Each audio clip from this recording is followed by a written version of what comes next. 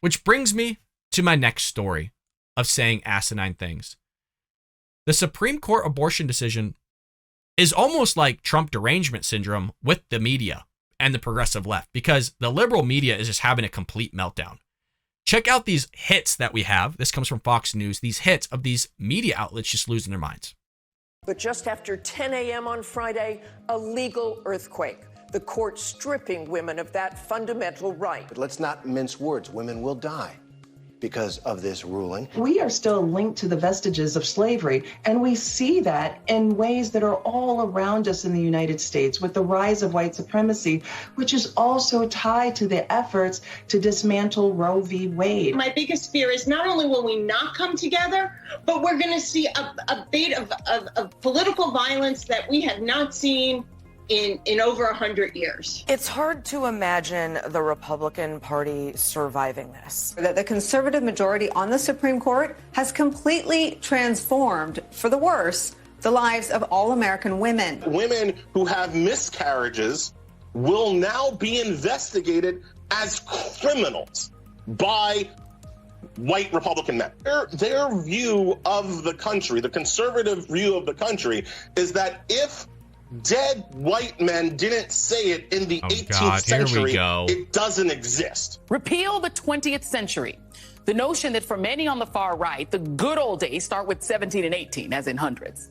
The era when men were men and women were property. 4 men who will never bear children and 1 handmaiden decided for an entire country that their Christian doctrine is the only way. This is fascist in many ways.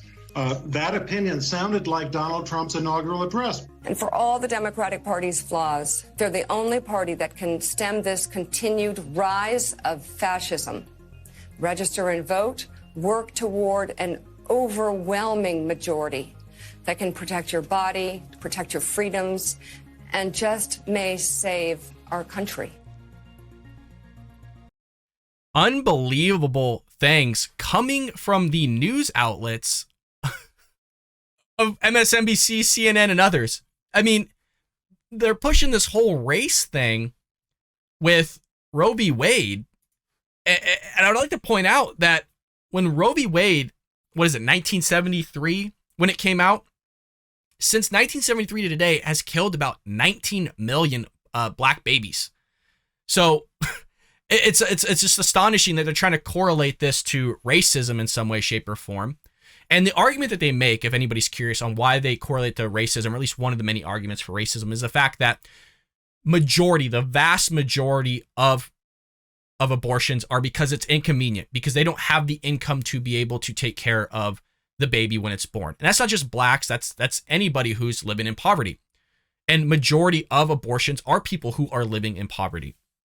So because of that, they say, well, you're discriminating. This is a bunch of racism because you're holding the black community back, which is odd because there's obviously a lot of white people in poverty that have abortions as well, and you'd be holding, quote, them back. But rather than focusing on this whole idea of having morality, having good decision making, having abstinence, doing those types of things, it's everybody else's fault. And I love this whole aspect too of, well, you had these white men who are never going to have children. It's so baffling to me that the same people just like a month ago that were saying that men could have children are saying now that men can't have children. Does anybody else see that hypocrisy and kind of that switch and maneuver? It's so crazy that we're sitting here and these people are pushing this stuff. And then what's funny too is the same white men, not the same exact white men, but white men, when you had Roe v. Wade put in place with Blackmun and others, is you had white men institute Roe v. Wade. It was okay then for men to make decisions for women. But now when you have men making decisions for women, once again, mind you, there is women on the court, or a woman at least, that voted to abolish and remove Roe v. Wade, or at least overturn it, I guess is the correct verbiage. You know, it's a problem now. The left and just the stuff that they roll with and the stuff that they say is just, it's so asinine. And they're going to continue to roll with this type of messaging. And I want to roll a couple clips here from these pro-abortionists saying just a bunch of knucklehead things during these protests within the last week. With that being said, let's go ahead and roll some footage here. What's going on right now? It's horrendous. It's like super sad. Feel terrible for my mom and all the women and it's pretty scary what's happening to this country. And yeah, women should have complete control over their own bodies. The government should stay the fuck away. Yeah. What do you think about the idea that immediately upon conception, an autonomous life exists inside of the womb? I think it's ridiculous. It's like, to me, it's the same as like saying maybe my semen or a sperm or an egg is like a life. It is eventually, but not immediately. What do you think about this? I would like to point out that as technology continues to advance, we can literally see life being created within the first 24 hours of the egg and sperm meeting. And even further than that, there is new technology that can understand and actually see the development within the first 8 hours. So as technology continues to increase, it completely continues to destroy these people's narratives. But that's not the underlying issue here. If you want to see this guy's true motive, just wait a little bit longer and see what he says about this country. See what he says about capitalism. See what he says about our Constitution. Because if you remember, there was a gentleman in that clip that we just saw with the media. I forget his name. He's the big fro African-American guy. He called the Constitution trash, that it should be removed, basically abolished. So there's a theme here with the left wanting to destroy the creed, wanting to destroy the founding documents of this great nation. They don't respect it. They don't like it, but yet they want to live here. It's amazing that the same people that trash this country so much don't want to leave it.